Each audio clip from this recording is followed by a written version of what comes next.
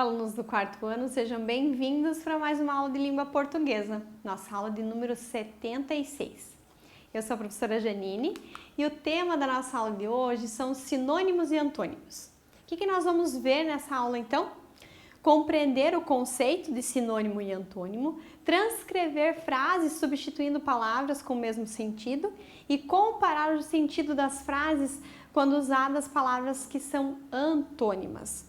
Pessoal, importante a gente ter conhecimento dessas palavras para quando a gente vai fazer uma produção de texto, quando nós vamos ler algum texto, para fazer a interpretação correta, para que o nosso texto escrito ele não fique repetitivo, que a gente consiga colocar outras palavras também representando talvez o mesmo significado, mas de uma outra forma, e com o tempo você consegue melhorar a tua escrita, a tua produção, usando essas palavras que são antônimos, são sinônimos, perdão. E os antônimos, eles também nos ajudam quando nós vamos escrever textos que nós temos que colocar situações contrárias. Então, isso é bem importante para enriquecer o nosso vocabulário e para melhorar a nossa produção textual, tá bom? Então, falando de sinônimo, é uma palavra diferente, né? Com um sentido igual ou semelhante a outras palavras. Eu trouxe aqui como exemplo para vocês as palavras após e depois. Elas têm o mesmo significado. Vejam como fica elas usadas em duas frases. Diogo chega somente após as 18 horas. Ou Diogo chega somente depois das 18 horas. O significado da frase é o mesmo, com palavras diferentes, tá? Então, às vezes você tá lá escrevendo e você quer trocar uma palavra, você quer substituir sem perder o sentido da frase, você pode usar um sinônimo, tá bom? Outro exemplo de sinônimo é o alfabeto e abecedário. Então, como é que ficam em duas frases diferentes com o mesmo sentido? O nosso alfabeto é composto por 26 letras. Ou eu posso escrever, o nosso abecedário é composto por 26 letras. Claro, né? O abecedário é uma palavra que era usada um tempo atrás já, né? Agora vocês quase não ouvem. Mas se vocês pegarem um livro, pegarem uma leitura e aparecer essa palavra, você já vai identificar. Ah, é sinônimo de alfabeto. Então eu já sei do que se trata, tá bom? O sinônimo, então, não muda o sentido da frase. Nesse caso aqui, a língua é uma das maiores heranças culturais de um povo. E o idioma é uma das maiores heranças culturais de um povo. Então aqui eu tenho duas palavras com a grafia diferente, com o mesmo sentido. Então eu estou lá produzindo meu texto e eu posso usar dessas duas formas. Ou eu estou lendo um texto. Então isso quer dizer, tanto o idioma, se estiver escrito lá o idioma, eu sei que está falando da forma como as pessoas se comunicam, né? Da linguagem que eles usam, quanto língua, né? Ou você não quer usar a palavra língua nesse sentido ali de idioma. Então, usa a palavra idioma, tá bom? Alguns exemplos que nós temos, né, de sinônimos que nós podemos usar. Para casa, residência. Para alegria, nós podemos usar felicidade. Percurso, trajeto. Questionar, perguntar. Carinho, afeto. Calmo, tranquilo. Brincadeira, diversão. Então, são palavras que têm o mesmo sentido. Vai depender do contexto que você está escrevendo, ou o teu hábito, né? Ou o vocabulário que você está usando e o público que você está direcionando o teu texto também, tá? Quando nós falamos de antônimo, são palavras diferentes e que dão um sentido oposto à frase. Então, é totalmente diferente. Nesse caso aqui, nós temos limpo e sujo. Olha só como ficam as frases, então, com sentidos opostos. Os meus sapatos estão sujos. Ou os meus sapatos estão limpos. Essas duas frases são contrárias, bem opostas, né? Também nós podemos ter a palavra correta e errada, né? Isso aí a gente usa bastante lá nas questões de avaliação. né? Então, a resposta do exercício está correta, legal. E aí, a contrapartida é a resposta do exercício está errada. Ai, ai, ai, daí vou ter que corrigir, né? Enquanto for do exercício, tranquilo, né? Mas são palavras que mostram sentidos opostos, correto e errado. Alguns exemplos de antônimos nós temos: claro, escuro, dia, noite, bondade e maldade, bonito e feio, limpo e sujo, como nós vimos ali no exemplo anterior, largo e estreito, alto, baixo.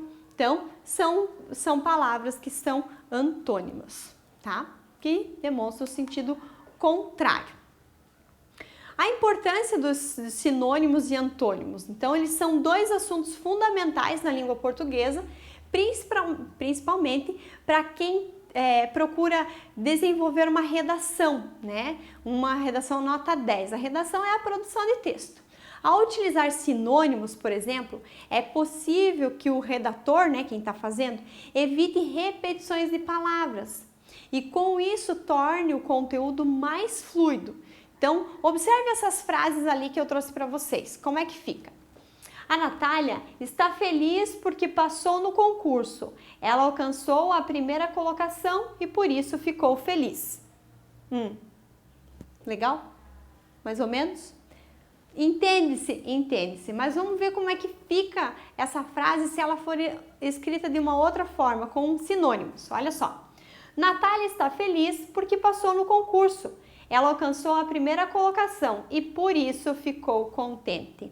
Legal, pessoal, é o uso dessas palavrinhas, desses sinônimos, justamente para não ter essas repetições de palavras, para o texto ficar mais leve, ficar melhor para quem lê, tá? Então, isso melhora o nosso vocabulário e melhora a nossa produção também. Já os antônimos, por sua vez, eles proporcionam um contraste de ideias no texto, né? Ele auxilia o redator ao enfatizar uma oposição, então sentido oposto. Veja só, por exemplo. André não estava feliz morando no Brasil, por isso foi embora para Dubai. Agora está muito mais feliz. Feliz, feliz, feliz, feliz, feliz. Então tá. E agora, como é que fica? Se eu usar antônimos. André estava descontente morando no Brasil, por isso foi embora para Dubai. Agora está muito mais feliz. Perceberam? A troca aqui eu não estava muito feliz, então eu vou usar lá um sinônimo para substituir descontente e que vai trazer uma situação, uma ideia oposta. Então, descontente, agora feliz. Legal, né? E agora vamos treinar um pouquinho? Vamos ver aqui o texto que a prof trouxe para a gente trabalhar. Então, vamos lá. Eu vou ler esse texto para vocês, observem, e daí, na sequência, a gente faz a interpretação dele, o que está pedindo. As coisas têm muitos jeitos de ser. Depende do jeito da gente ver.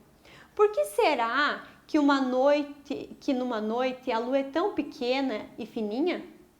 E na outra noite ela fica tão redonda e gordinha para depois ficar de novo daquele jeito estrelinha? Depende do quê? Depende do jeito que a gente vê? Uma árvore é tão grande se a gente olha lá para cima, mas do alto da montanha ela parece tão pequenininha? Grande ou pequena depende do quê? Depende de onde a gente vê. Como será que pode uma colher cheia de doce parecer tão pouquinho que não dá nem para sentir? E cheia de remédio ficar tanto que não dá nem para engolir? Curto e comprido, bom e ruim, vazio e cheio, bonito e feio, são jeitos das coisas ser. Depende do jeito da gente ver. No texto, o frio pode ser quente, da Jandira Mansur. Você identifica a presença de sinônimos e antônimos? O que você me diz? Sim, né, pessoal? Muito, muito. É a base do texto, de fazer essas oposições, dessas comparações, de aparecer sinônimos e antônimos. Vocês viram como o texto ficou bonito, ficou harmonioso quando colocado essas palavras organizadas, né, dentro do texto?